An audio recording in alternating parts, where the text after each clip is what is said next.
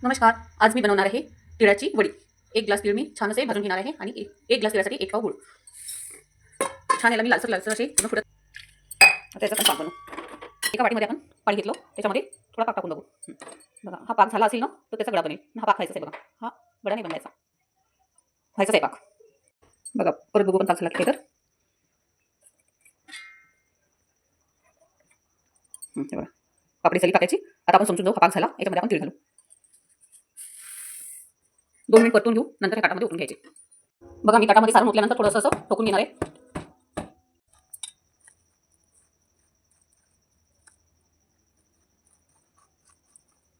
बघा हे पूर्ण मी काप काढून घेतले.